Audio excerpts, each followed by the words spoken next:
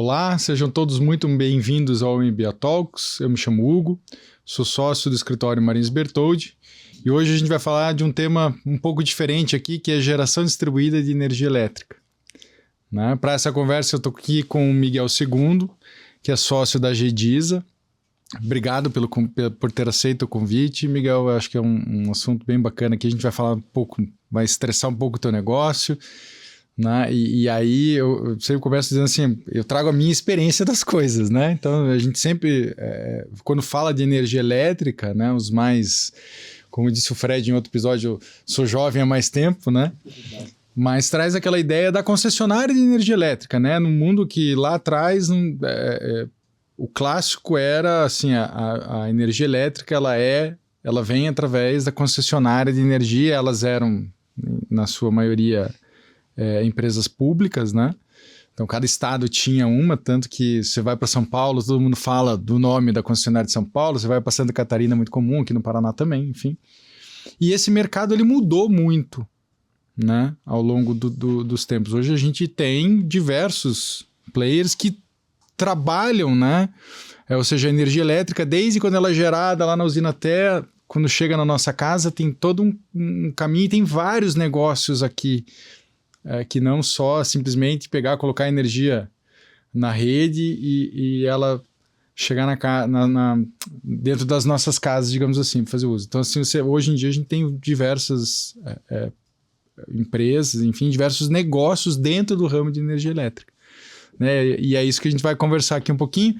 Tá comigo aqui também o Gabriel, ele é coordenador lá da área tributária do escritório, vai me ajudar aqui a conduzir essa conversa com você. E aí eu pergunto para você, para a gente iniciar aqui, para você falar um pouquinho o que é a geração distribuída, né? Como é que funciona esse mercado, como é que é esse mapa, digamos assim, desde a geração de energia até ela de fato chegar no consumidor final. Pô, legal, Hugo. Obrigado pelo convite, você e o Gabriel. Prazer estar aqui falando com vocês, né? Falando com o pessoal do escritório que a gente admira e é parceiro, gosta bastante de trabalhar junto. Falar de um tema que, pô, a gente gosta tanto e tem essa dificuldade, ainda tem esse desafio de levar essa informação na ponta final, porque como você falou, né, o pessoal ainda tem na cabeça aquela mentalidade do monopólio estatal da energia elétrica, e isso vem mudando bastante, né, nos últimos anos, nas últimas décadas, e a gente ainda tem muito também o que mudar, muito o que aperfeiçoar. Falando um pouquinho sobre geração distribuída, é uma modalidade relativamente nova dentro do setor elétrico. Ela foi criada inicialmente em 2012 aqui no Brasil por uma resolução normativa da ANEEL, né, da Agência Nacional de Energia Elétrica. E basicamente ela foi criada com o objetivo de regular a geração própria de energia pelo consumidor final, né? Ou seja, o cara que quer instalar placa solar no telhado. Ela nasceu para isso. E em 2012, quando a Agência Nacional criou essa resolução, criou essa modalidade, ela criou o sistema de compensação de energia elétrica. Com qual objetivo? Pô, se o consumidor final ele instala a placa solar no telhado de casa, muitas vezes ele não está em casa ao longo do dia. Então a placa solar está gerando energia, mas ele não está consumindo, ele está no escritório, está no trabalho. E aí à noite, quando ele volta para casa, já não tem mais sol, a placa dele já não está mais gerando energia. Então como é que eu faço para beneficiar esse cara que gerou energia ao longo do dia, não pôde consumir ela naquele momento, mas ele vai consumir à noite quando ele não tem a geração própria. Então o sistema de compensação de energia elétrica foi criado justamente para isso, para que ele consiga injetar essa energia ao longo do dia na rede da concessionária de distribuição de energia. E aí, à noite, quando ele vai utilizar, ele tenha um crédito, né? Tem um abatimento do consumo dele noturno por conta do que ele gerou abaixo. Então, no final do dia, é uma compensação de energia. Você empresta essa energia enquanto você está gerando para a distribuidora e você pega de volta, né? Recebe de volta o teu empréstimo quando você vai consumir. Então, 2012 foi criado muito olhando para esse formato. Só que aí, com o passar ali dos primeiros anos da modalidade, né, desse surgimento, o crescimento foi muito tímido naquele momento. E em 2015, finalzinho de 2015, a ANEEL fez uma revisão, uma atualização dessa resolução normativa. E ela trouxe um conceito bem interessante, que é, dentro da geração distribuída, criar uma nova possibilidade, que pensa da seguinte forma: se o consumidor ele tem interesse de ter sua própria geração de energia, porque ele quer escolher a fonte ou porque ele quer, né, ter algum benefício econômico em relação a isso, quer que custe menos a energia dele do que custa ele pagar a tarifa para a concessionária. Mas se ele não tem telhado disponível, pô, ele não pode participar? Como é que fica isso? Então, a atualização que a ANEEL fez, uma das atualizações dessa resolução normativa, foi justamente trazer o conceito de geração compartilhada. Então, eu consigo reunir vários consumidores para que eles possam juntos ter acesso à sua própria geração de energia elétrica. Então, ao invés de cada um instalar placa solar no telhado, você tem uma fazenda solar, por exemplo, que é construída por um investidor, ele faz um investimento nessa usina, olhando um retorno financeiro, mas essa usina ela é utilizada para gerar energia para vários consumidores que não têm a possibilidade de instalar placa solar. E aí, como eles têm essa geração, essa negociação direto com o dono da usina, com o dono da fazenda solar, eles conseguem ter um valor mais baixo do que o que ele paga para a distribuidora.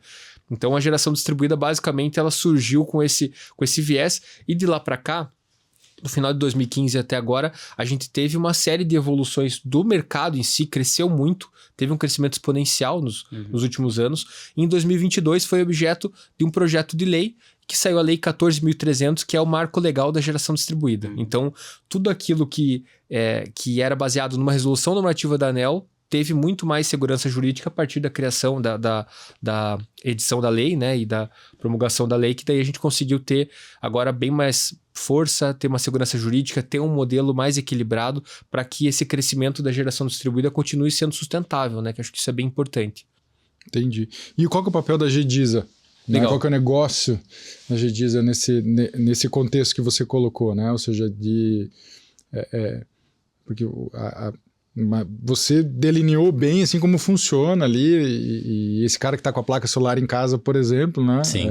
Como é que ele faz com a energia dele que ele não consegue estocar, porque a energia ele precisa jogar isso para a rede de alguma forma para justamente ter esse crédito e poder usar esse crédito, se beneficiar disso, né? E aí entra talvez o papel da empresa, né? Da GDISA, como é que vocês estruturam isso? Legal, Hugo. A GDISA surgiu em 2018, né? Então, na verdade, o projeto da GDISA começou em 2017, mas a empresa efetivamente saiu do papel em 2018. E qual que foi o nosso foco? A gente olhando essa possibilidade, né, do consumidor ter a sua própria geração de energia elétrica, naquela época você já tinha um mercado que estava crescendo muito de instalação de placa solar, desenvolvimento de projeto nessa linha, e a gente optou por seguir por um outro caminho, que foi, vamos olhar para esse cliente que não pode ter a sua instalação de placa solar no seu telhado, ou porque ele não tem telhado, ou porque ele está no imóvel alugado e não quer fazer esse investimento, ou porque ele não tem dinheiro, não quer se endividar, não quer se financiar para investir. Vamos olhar para esse cara e vamos olhar também para os investidores que querem investir em fazenda solar, investir em usinas para destinar para esse modelo.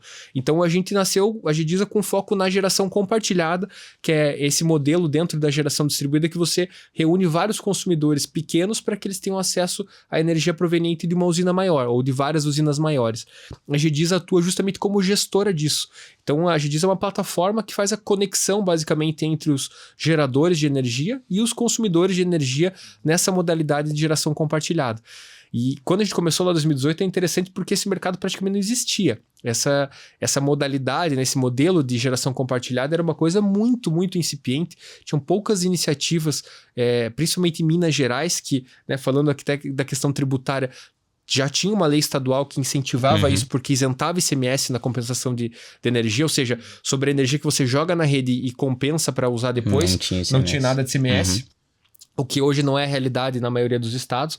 Então, você tinha um incentivo maior, então tinha algumas iniciativas lá, mas num modelo diferente do que a gente teve de conceito na GDISA, e desde 2018 a gente vem trabalhando exclusivamente com foco nessa modalidade, né? Em ser essa plataforma e conectar os consumidores aos geradores de energia. E você comentou que... desculpe, Hugo, mas me ocorreu aqui, você comentou que isso estava vinculado à questão de placas solares, né? No início do marco, lá em 2012. Atualmente, vocês trabalham com outro tipo de energia também, ou somente as fazendas solares? Como que isso funciona? Legal, Gabriel. Essa é uma pergunta ótima, porque especialmente a gente, né, tá aqui em Curitiba, no Paraná. O Paraná é um estado que tem um potencial absurdo energético e de diferentes fontes, né? Isso é uma coisa bem legal, porque acho que dentro do Brasil talvez seja o estado que tenha mais diversidade de fonte renovável. E aqui na GDISA a gente começou, né, no Paraná, estamos, né, localizados em Curitiba, a gente começou a operação no Paraná, e coincidentemente a nossa operação não começou com placa solar. A gente tinha essa visão das fazendas solares, mas naquela época era um modelo que financeiramente ele não parava de pé, era difícil viabilizar, porque em 2018 o custo do painel solar era muito mais alto do que é hoje, né? Conforme foi evoluindo essa tecnologia, foi ganhando eficiência e foi diminuindo o custo. Inclusive, as 2 primeiras fazendas solares no Paraná operando no modelo de geração compartilhada são usinas que operam com a GEDISA. Então, a gente foi pioneiro nisso no Paraná. Mas a gente começou operando com hidrelétrica, porque o estado tem uma vocação. O Paraná tem uma vocação hidrelétrica muito forte. A gente começou operando com uma CGH, que é uma central geradora hidrelétrica. Aquelas usinas hidrelétricas bem pequenininhas, que não tem barragem, o impacto ambiental é totalmente neutralizado. Né? Então, ela, na verdade, beneficia mais do que prejudica o meio ambiente. E a gente começou operando com essa fonte, aos poucos a gente foi expandindo para outras fontes, e hoje a gente opera 100% fontes renováveis, né? A gente não tem nenhuma fonte que não seja renovável, mas a gente tem uma diversidade legal. Hoje a gente tem a maior fonte na nossa base atual é a fonte solar, né? Fotovoltaica. Temos várias usinas hidrelétricas, temos usinas de biomassa que geram energia a partir do cavaco de madeira e da casca de arroz. Então você transforma o passivo ambiental, que era aquele cavaco de madeira, aquela casca de arroz que você teria que destinar para algum aterro sanitário, alguma coisa, transforma ele num ativo e gera energia. Temos usinas de biogás. E essa eu acho que é a fonte mais interessante, porque você transforma estrume de animal em energia, né? Então, você pega, por exemplo, aquelas fazendas, as propriedades que tem frango, que tem suínos, que você tem o dejeto desses animais. Esse dejeto, ele entra, né, num biodigestor, e você tem todo um processo ali de aceleração da decomposição desse estrume, e a partir do biogás que é gerado, você gera energia. E mais recentemente a gente teve a primeira usina eólica também operando aqui com a GEDISA, no Rio Grande do Sul, que também é um estado que tem uma vocação eólica lá no extremo sul. Então hoje eu tenho bastante orgulho de falar que a gente consegue trabalhar com todas as fontes renováveis, justamente com o objetivo de levar para os consumidores essa complementariedade, porque no final do dia as fontes renováveis elas têm uma dependência climática, né? E quando você trabalha com diferentes fontes, você consegue fazer com que o consumidor ele sempre tenha essa complementaridade e receba sempre uma energia de uma forma mais estável. Falando de fonte renovável, você citou alguns exemplos interessantes, né? E acho que assim, obviamente a energia solar ela tomou uma proporção enorme. A eólica, em certa medida, também, né? E a eólica você depende muito de uma condição climática, né? Ou seja, tem regiões do país em que isso é viável, né? É viável, e tem regiões que não é, né? A gente vai para o Nordeste, a gente passa por diversos exemplos de geradores de energia eólica. Mas você citou outras, né? E eu lembro que já há muito tempo se fala, por exemplo, de transformar o lixo em energia, na questão da biomassa. Por que é tão difícil massificar isso, colocar isso de uma forma mais intensa, né? Você ter mais exemplos, que a gente vem já há muito tempo trabalhando aí, e é algo que, como você falou, tá ali, né? É muito caro viabilizar isso ainda, tem uma dificuldade operacional com isso. Por que... Então, na verdade, era muito caro, era difícil fechar essa conta, mas nos últimos anos a gente teve uma evolução muito grande na tecnologia e isso tem ficado cada vez mais viável. Essa geração de energia a partir de resíduo sólido urbano, por exemplo, a gente também tem usinas que operam biogás a partir de aterro sanitário, né, na nossa base da GEDISA. E é super interessante porque o lixo está lá, o resíduo está lá se decompondo, ele vai gerar um gás, ele vai emitir um gás para a atmosfera. Então, por que não canalizar esse gás, queimar o gás para gerar energia e fazer com que, ao invés de você emitir o metano para a atmosfera, que é um gás muito mais poluente, você emita o gás carbônico, né? E a geração do biogás ela vem nesse sentido. Então, hoje, para resíduo sólido urbano, por exemplo, é uma tecnologia que ela já está bem difundida. Hoje, boa parte das empresas que trabalham com concessões de aterro sanitário, elas já estão implementando isso porque realmente ela está viável hoje em dia de uma forma bem mais tranquila. Em relação ao biogás, por exemplo, a partir dos dejetos suíno, né, dejeto de ave, é um pouco mais complexo de você ter uma viabilidade, porque você precisa de escala, né, para conseguir realmente valer a pena o teu investimento. Mas tem uma série de incentivos, o estado do Paraná tem alguns incentivos em relação a essa parte do biogás e ajudam a desenvolver. Mas a tendência é que cada vez mais a gente tenha, cada vez mais, como aconteceu com o painel fotovoltaico, né, cada vez mais ficar barata a tecnologia, mais eficiente e você conseguir ganhar escala nisso. Mas o potencial que a gente tem nisso é absurdo, né? Se você olhar tudo tudo que a gente tem de coleta de resíduo no Brasil, né, de toda a parte de cultivo de frango, criação de suínos e tudo mais, o potencial é realmente absurdo e a gente tem muito o que evoluir no biogás. A gente cresceu muito, tá ficando mais viável, mas a gente ainda pode melhorar cada vez mais, ganhando essa escala realmente e tendo incentivo, que é importante, né, por parte do governo. E tem diferença, por exemplo, no potencial de geração? A energia hidrelétrica, por exemplo, o potencial de energia gerado é maior, muito maior que a solar, que é muito maior do que a do gás, por exemplo. Tem sim. Cada fonte você tem uma grandeza ali que é a potência instalada, né? Que é o teu limite, digamos assim, da potência daquela planta. Para uma mesma potência de diferentes fontes, você tem uma geração média de energia bem diferente. Em relação a essas fontes que nós temos hoje, a fotovoltaica é que tem a menor energia média para uma mesma potência, porque você tem menos horas de sol, né? Então você só consegue gerar energia quando tem sol. Na média, hoje olhando a nível Brasil, a gente deve ficar numa faixa de 20% a 25% da tua potência instalada. Então, você tem 1 megawatt de potência instalada, você vai gerar em média 20% a 25% disso. Quando você olha uma hidrelétrica, já tem uma potência de geração, a potência instalada é a mesma, mas tem uma geração média maior. Então fica na faixa de uns 50% a 55%. E quando você olha biogás, biomassa, essas são fontes que têm uma energia média bem maior. Então, para 1 megawatt de potência instalada, você vai ter uma geração na faixa de 80%, 85%. Isso é bem interessante. Então, você tem a mesma potência, mas diferentes fontes trazem realmente uma geração de energia média diferente de acordo com a característica da fonte. E é engraçado porque o custo disso deve ser completamente diferente, né? Exatamente. Para você instalar hoje uma fotovoltaica, 1 megawatt de potência, ela é mais barata do que você instalar 1 megawatt de potência instalada de hidrelétrica, que é mais barata do que você instalar 1 megawatt de uma biogás, uma biomassa, né? Então, tem essa diferença no custo, mas aí a conta que você tem que fazer isso é uma coisa também engraçada, porque a gente conversa muito com investidores, com geradores, e aí muitas vezes o pessoal olha qual é o custo, o investimento ali que você vai ter para 1 megawatt de potência instalada. Mas, na verdade, o que você tem que olhar é o custo para a tua geração de energia média, né? Sim. Porque aí você vai olhar fontes que têm custos diferentes, mas entregam uma geração diferente. Então, no final das contas, que é uma pergunta que o pessoal faz. O que é melhor? Qual fonte é melhor eu investir? Uhum. Depende, né? É a mesma coisa que eu perguntar, o que é melhor, investir em renda fixa ou renda variável? Depende do perfil de cada um, depende do interesse, de qual é o teu objetivo, teu planejamento, né? Então, em relação às fontes, a gente tem essa mesma questão. Depende muito do perfil de cada investidor, cada gerador. E é bem interessante porque, né, o resultado de cada fonte é diferente, mas no final todas são importantes. Uhum. E você fala que depende aí dos perfis quando você está falando em relação ao investimento, mas em relação ao abastecimento, né? Hoje,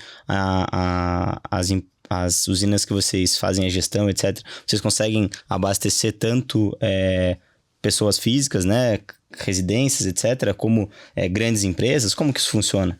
Boa pergunta também, Gabriel, porque hoje a gente estava falando lá no começo sobre o setor elétrico, né, e como ele vem mudando ao longo dos últimos anos por conta dessa quebra do monopólio, digamos assim, né, da questão estatal. E é interessante porque quando você olha a distribuição de energia elétrica, né, a concessionária que distribui, que tem o poste, que tem a rede, que faz essa manutenção, isso é um monopólio natural, tem que ser um monopólio, né? Imagina a gente viver numa cidade que tem lá 5 tipos de postes diferentes na mesma rua, 5 cabos, não faz sentido. Tem que ter.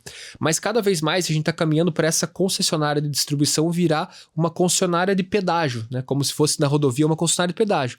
Ou seja, ela faz a infraestrutura, faz a manutenção da infraestrutura e é remunerada para você usar essa infraestrutura. Mas ela deixa de comercializar o produto. E aí, eu estou fazendo esse comentário, fazendo um gancho na tua pergunta, porque dentro do setor elétrico a gente tem basicamente 2 modelos, 2 mercados, o mercado cativo e o mercado livre. O mercado cativo é o mercado que, quando você está conectado na concessionária de distribuição e compra a energia dela. Você não tem outra saída, você tem que comprar a energia dela. E aí ela não é só concessionária de pedágio, ela tem a infraestrutura, mas ela também compra e vende energia para você, na tarifa de energia.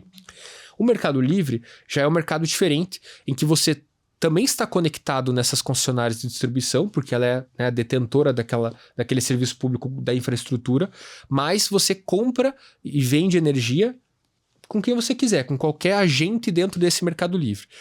Qual que é o problema disso? Problema não, né? Qual que é o momento disso? Hoje o mercado livre está limitado para grandes empresas, então você tem que ter uma unidade consumidora que tenha uma conta ali na faixa de 10 mil reais, pelo menos, para você poder ter o perfil para estar dentro do Mercado Livre. E quem fica abaixo disso fica limitado ao mercado cativo, né? Não tem outra saída. A geração distribuída ela foi criada olhando somente o mercado cativo, justamente para dar solução para o cara que está lá, que tem que comprar energia da distribuidora, que ele possa ter a sua própria fonte de energia, que ele não precise pagar a tarifa de energia para a distribuidora, que ele tenha ou sua placa solar, ou que ele consiga, a partir das fazendas solares, ou do trabalho que a GEDISA vem fazendo, por exemplo, ter uma energia mais barata. Mas aí a conta dele não é de 10 mil, né? Mas a conta dele não é de 10 mil. E aí, dentro da geração distribuída, você consegue atender consumidor abaixo de 10 mil, pessoa física, pessoa jurídica. Não tem essa restrição. Então, né, você não sendo um consumidor, falar tecnicamente aqui, classificado como grupo A, né, um consumidor que tem uma conta de energia que na distribuidora ela é classificada como grupo A, ou seja, tem uma conexão de média ou alta tensão, que é essa fatura aí a partir de 10 mil reais em geral. Você até pode participar da geração distribuída, ou né, pode ficar no mercado cativo, mas sinceramente não vale a pena. Melhor realmente migrar para o Mercado Livre, porque lá você tem mais flexibilidade. Agora, abaixo de 10 mil, você é um consumidor grupo B, né, que é o consumidor de baixa tensão. Aí você não tem escolha, você tem que estar no mercado cativo, e aí você tem como opção ter sua própria geração, instalar placa solar, ou participar da geração compartilhada, por exemplo, que é a modalidade que a gente vem trabalhando aí na GEDISA nesses últimos 7 anos. E se a gente for comparar uma residência no mercado cativo normal, que adquire energia da concessionária, e alguém que entra nesse sistema, por exemplo, que a GEDISA oferece, de compartilhar, né? Eu não tenho placa solar, então não necessariamente, né? E aí eu tô dando um exemplo, assim, o consumidor pensando, eu não tenho placa solar em casa, então, poxa, eu estou fora disso e tenho que continuar, né? Não tenho alternativa, digamos assim, a minha única forma de ter energia é o mercado cativo normal. Aí você está dizendo não funciona assim, porque não necessariamente você precisa ter espaço, você precisa ter fazenda, você pode entrar num sistema compartilhado, que é isso que vocês oferecem lá, ou seja, eu vou atrás de quem tem essa geração e conecto essa unidade, os investidores, enfim, quem faz a geração de energia, com os consumidores que querem comprar essa energia. Exatamente. Né? Então, esse cara que não tem em casa nada, ele tem uma alternativa. Exatamente, Hugo. Até, por exemplo, vou dar o meu exemplo. Eu moro em apartamento. Mesmo que eu quisesse ter placa solar, eu não conseguiria, né? Não tenho, fisicamente não tem como. E aí, eu participo, obviamente, da GEDISA, então meu apartamento está conectado a essa plataforma, que é a plataforma da GEDISA. Eu consigo ter uma economia de 15% a 25%. Sem fazer nenhum investimento. E é legal porque quando a gente fala de conectar, não é uma conexão física. Isso que é interessante. Porque eu, como consumidor, seja cativo ou livre, eu sempre vou estar conectado na concessionária de distribuição. Como a gente falou, é um monopólio natural, né, do próprio serviço público, então eu tenho que estar conectado lá. O que acontece é que do ponto de vista de contabilização, ou seja, eu tenho um cadastro que é feito na concessionária de distribuição, dizendo, a partir de agora, o Hugo aderiu aqui ao modelo da GEDISA, então ele vai receber energia das usinas conectadas pela GEDISA. Ou o Miguel aderiu, ele vai receber energia conectada pelas usinas da GEDISA. Então é uma questão realmente documental. E quem faz todo esse trabalho é a GEDISA. A GEDISA nasceu com esse intuito, né, de simplificar a vida do consumidor. Na prática, o que acontece com o consumidor? Né? Então, dá o exemplo lá do meu apartamento. Eu faço a contratação do serviço da GEDISA, a GEDISA vai lá na distribuidora, fala, distribuidora, conecte agora, né, a geração de energia das minhas usinas ao Miguel. Ele vai ser beneficiário aqui da nossa energia. E aí existe um prazo de até 90 dias para a distribuidora fazer essa homologação, né, um prazo regulatório, a distribuidora tem esse prazo para fazer. E aí, então, 90 dias, eu, Miguel, consumidor, passo a receber energia dessas usinas conectadas com a GEDISA. Então o processo é bem simples, realmente. Não tem burocracia e não tem investimento, que acho que é bem importante, né? E você comentou que todas essas modalidades, elas são renováveis, né? Como que isso se conecta ao assunto ESG para grandes empresas? Você já debateu esse tema recentemente? Como é que isso interage, né? Legal, Gabriel. Quando a gente... É interessante, né? Quando a gente conversa com grandes empresas, e aí, assim, você tem uma série de grandes empresas que possuem unidades consumidoras em baixa tensão, né? Que tem escritório administrativo, tem loja, tem, enfim, PDVs e tudo mais. E aí é interessante porque essas grandes empresas, elas olham não somente a questão da economia, mas principalmente o que você comentou, essa pegada ESG, de você ter a garantia de que você está recebendo energia de fonte renovável. E aí a gente consegue trabalhar hoje num formato de certificação. Então o consumidor ele consegue receber o certificado que comprova que ele efetivamente usa energia de fonte renovável. Isso a gente tem clientes que são multinacionais que eles precisam inclusive colocar isso em relatório para mandar para a matriz lá na Europa. E a matriz cobra, fica em cima. Então você consegue ter essa certificação, você consegue ter essa rastreabilidade do consumo para saber que ele está consumindo, inclusive dizer qual fonte ele está consumindo. Então a gente tem casos de cliente que tá lá com a gente e ele fala, ó, ele tem uma matriz europeia, né, é uma subsidiária aqui brasileira, e ele fala, ó, eu preciso consumir energia somente de fonte solar, e a gente conecta ele somente às usinas solares. Então ele tem essa garantia, tem a certificação, presta conta lá para a Europa e consegue ter essa tranquilidade. Isso é uma coisa que está funcionando super bem e cada vez mais está sendo importante colocar isso. A gente tem casos de clientes também que são empresas listadas em bolsa, então tem relatório de ESG, eles colocam isso no relatório de ESG, é uma coisa bem interessante. Não é só a economia, né, mas é também a questão sustentabilidade. Miguel, assim, a gente sempre viveu não, né? A gente viveu momentos no passado de risco de desabastecimento de energia, o aumento da tarifa por conta de ter que acionar a termoelétrica e tal. Isso ainda pode acontecer, né? Ou assim, hoje a gente está tendo outras fontes de energia que estão suprindo um pouco isso e aí me livrariam de ficar, por exemplo, sujeito a esse tipo de aumento de tarifa, né? Porque se fosse, ó, eu posso conectar você só a energia solar, por exemplo, né? Ou outras fontes renováveis de energia que não estariam tão dependentes assim dessas condições, né? Enfim, do sistema elétrico ter que acionar lá as bandeiras, né? Isso implica num aumento de tarifa. Isso pode acontecer assim ou não, ou funciona, o sistema elétrico ele é um só, toda essa energia ela é jogada para dentro desse sistema e aí todo mundo está no risco igual em ter que ter uma bandeira diferente ou está no risco de um desabastecimento, enfim. Esse é um ponto bem legal que você tocou, Hugo, porque quando você participa da geração distribuída, você está dentro do mercado cativo, que é o mercado que está sujeito às bandeiras tarifárias. Mas como um usuário, um beneficiário da geração distribuída, você fica blindado de bandeira tarifária. Então, ainda que haja bandeira tarifária, né, porque é uma determinação da ANEEL, então a ANEEL vai lá e fala, ó, vai ter bandeira tarifária amarela, mês agora de mês X, vai ter bandeira tarifária vermelha. Mesmo que haja bandeira tarifária no sistema que seja imposta pela ANEEL, quem é usuário de geração distribuída, ele fica isento disso. Então, ele não paga esse acréscimo da bandeira tarifária. E essa é uma vantagem também bem significativa. É que a gente ficou um pouco mal acostumado. A gente teve, né, um período ali, 2021, 2022, que a gente ficou com bandeiras, né, tivemos uma escassez hídrica, uma crise hídrica grande, com bandeiras muito caras, e aí agora nos últimos anos a gente ficou 2 anos praticamente sem bandeira tarifária, tivemos final de 2024 algumas bandeiras sendo acionadas, né, mas nada muito relevante olhando no aspecto geral. Então o consumidor ficou um pouco mal acostumado, pensando que não tem esse acréscimo. Mas, por exemplo, agora para 2025 a gente tem a previsão de serem acionadas novas bandeiras tarifárias, por conta, né, de toda a questão hidrológica e questão de planejamento do sistema. Então, nesse acionamento de bandeira, o cliente que está lá conectado na geração distribuída, ele não vai pagar a bandeira, ele continua somente pagando o valor da energia ali que faz parte da geração distribuída dele, né? Entendi, se livra desse aumento, né? Exato. Aí você olha, quando você vê, por exemplo, uma empresa, é importante porque a bandeira tarifária é uma coisa que ela não está no planejamento de despesa da empresa, porque a ANEEL ela faz esse acionamento de bandeiras mês a mês. Então, hoje a gente não tem certeza de qual bandeira que vai estar vigente em setembro, por exemplo. Sim. A ANEEL não prevê isso. Existem estudos, consultorias que fazem uma previsão, mas a gente não tem a certeza.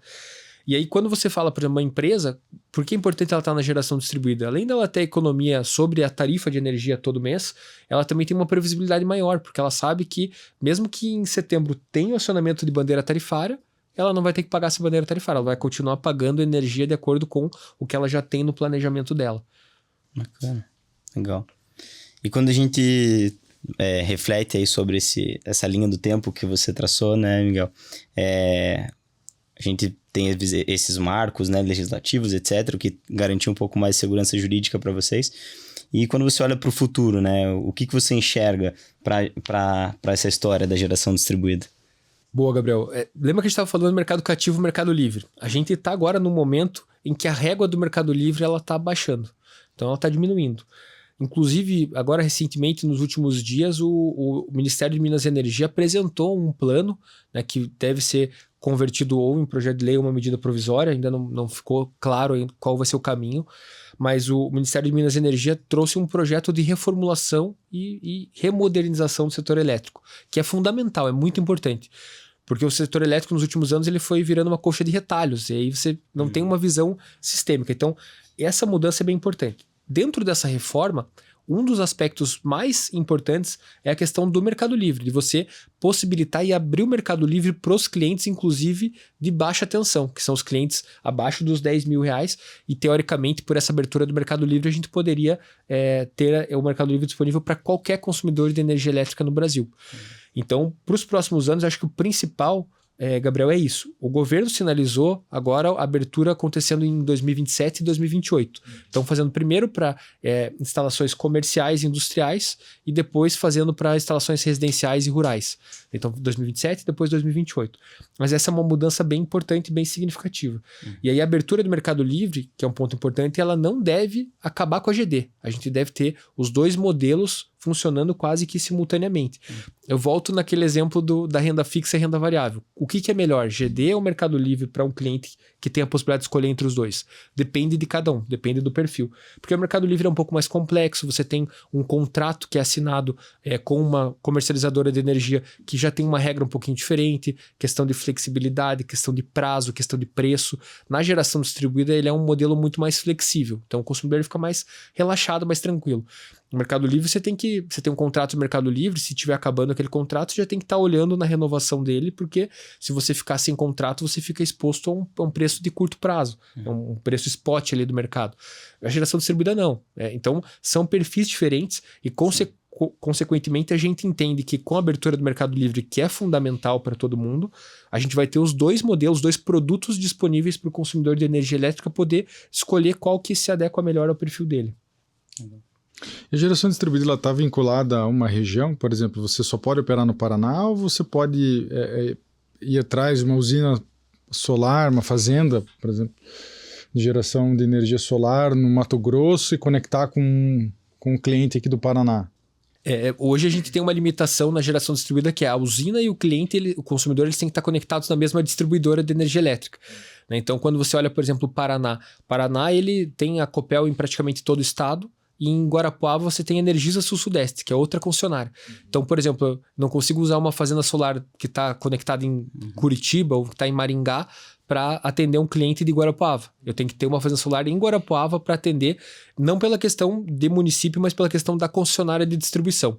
Então, a gente começou aqui na Gedisa no Paraná, e aí, aos poucos, a gente foi expandindo a operação. Hoje, a gente está atendendo em mais de 20 estados no Brasil, justamente porque a gente foi buscando usinas e consumidores, fazendo esse match, né, em cada uma das concessionárias para poder expandir a operação, poder ter cada vez mais cliente, aumentar essa operação, né? Mas isso é por conta da questão regulatória ou por operacional mesmo? Ou seja, eu não consigo conectar uma fazenda eólica, uma fazenda solar, por exemplo, do Mato Grosso, na rede que vem aqui para o Paraná. É uma questão mais regulatória mesmo, Hugo, porque você veja, no Mercado Livre você tem a mesma rede e você consegue, né, ter uma usina lá no Nordeste atendendo um cliente aqui no Sul. Então, realmente é uma questão mais regulatória que foi feita porque, como a gente está olhando na geração distribuída, o mercado cativo, né, a ANEEL ela criou esse sistema olhando realmente a distribuidora como sendo um microsistema. Né? Então, digamos, eu olho o sistema da distribuidora e faço a compensação de energia lá dentro. Né? Quando eu olho o Mercado Livre, já olha uma visão, tanto que quem opera no sistema é a ONS, mas a CCE, que é a Câmara de Comercialização de Energia Elétrica, que é quem faz a gestão do Mercado Livre, ela tem essa visão geral. Então, do ponto de vista técnico, a gente poderia ter de uma forma ilimitada essa conexão entre, né, usina e consumidor em diferentes regiões. Mas aí, do ponto de vista regulatório, a ANEEL preferiu preservar esses microsistemas, digamos assim, dentro de cada concessão. Legal. Hoje você classifica a GDISA como? Com uma empresa de tecnologia ou com uma empresa de energia? Pô, essa é uma ótima pergunta, porque a gente debate muito internamente sobre isso. Assim, hoje a gente posiciona a GDISA como uma plataforma, efetivamente, por quê, Hugo? Porque antes a gente olhava, quando a gente começou a operação, olhava a visão de, seremos a empresa de energia que o consumidor vai buscar. E hoje a gente viu que não é esse o caminho. Então hoje a gente opera principalmente com parceiros. Então a gente é uma plataforma, por exemplo, que opera o produto de geração distribuída do Banco BTG Pactual, né? Opera o produto de geração distribuída da Liga Telecom, né, que é uma empresa de concessão, de serviço de internet aqui do Paraná. A gente opera a geração distribuída de empresas, por exemplo, BR Condos, que é uma administradora de condomínio. Então, no final das contas, é uma plataforma white label. Então, no final, a gente acaba virando uma empresa de tecnologia, né? Porque eu não tenho o produto físico, né? Então, eu não compro e vendo energia. Eu sou uma plataforma que faço a gestão, né, dessa energia que é proveniente das usinas que nós temos contrato e né, destinada para os clientes que a gente também tem contrato para atender. Então, eu vejo que é mais uma... O pessoal fala Energy Tech, pode ser também um caminho, né? Legal. Mas a gente realmente está muito com essa visão de ser a plataforma e poder plugar em várias bases de vários parceiros diferentes e operar o produto do parceiro. Então, no final do dia, o cliente de um parceiro nosso, ele nem sabe quem é a GDISA. Ele só vê o produto que o parceiro está oferecendo. E aí a GDISA é a empresa que está por trás dos panos ali como plataforma realmente operando um produto totalmente white label que sai com a marca do parceiro, que sai com toda a comunicação do parceiro. A gente virou pivotou nessa nossa visão recentemente, nosso posicionamento. E aí desde o ano passado a gente está com essa visão de ser uma plataforma efetivamente. Que legal, né? Pô, uma aula aqui sobre mercado de energia. Sim. Né? E a gente estava falando... tem falado muito sobre tecnologia, né? E é impressionante, assim, a diversidade dos negócios com a tecnologia, né? E aí eu vou voltar aqui no meu comentário inicial, né? Da ideia de ter uma pessoa jurídica ali que fazia, né, todo o mercado de energia concentrado nela, né? Como as coisas mudaram. E além da operacionalização do sistema elétrico mesmo, negócios assim como o seu que são completamente diferentes, né? Ou seja, a gente conhece muito do mercado de energia elétrica, mas a operação em si está muito voltada a uma tecnologia que faz, né, com que o consumidor, quem está gerando e vendendo energia, se conecte com quem está precisando dessa energia, que é ter uma alternativa, né, mais barata, enfim, para ter... E sustentável, né? Sustentável, que a energia chegue em casa. E esse desafio, quando a gente começou a operação, como não existia esse mercado de geração compartilhada, a gente não tinha tecnologia de prateleira, não tinha sistema para usar. Então, tudo que a gente usa hoje, toda tecnologia, tudo foi desenvolvido dentro de casa. Então, com equipe própria de tecnologia, a gente tem uma equipe grande de tecnologia na empresa, e aí toda tecnologia nossa, tudo é desenvolvimento, tudo é aprendizado, sabe? Então é bem interessante. Acho que faz a conexão realmente, a gente ser uma empresa de tecnologia, porque no final do dia a gente tem a tecnologia própria e tem os sistemas para fazer isso, né? E muito mais por uma necessidade na época do que por uma visão de ser uma empresa de tecnologia. Mas é porque não tinha, a gente precisava ter um produto que fosse escalável, né? Ter uma plataforma que tivesse escalabilidade e fomos por esse caminho. Como é que você encontrou teus sócios? Como é que vocês se encontraram e decidiram... Pô, legal, essa é uma boa pergunta. Eu conheci um dos meus sócios, que é o Plauto, conheci jogando bola. A gente jogava bola juntos e a gente ficou amigo. A gente chegou a ter uma outra startup antes, chamada Plata Investimentos, que era uma plataforma de equity crowdfunding para projetos de energia. Então, a gente fazia lá captações a partir de tickets de R$1.000 para virar sócio de usinas de energia, né, lá no comecinho. E aí, no final das contas, a gente, justamente trabalhando na captação de investimento para as usinas, que a gente viu essa oportunidade de ter um modelo que pudesse remunerar melhor a usina e levar um desconto na ponta para o cliente.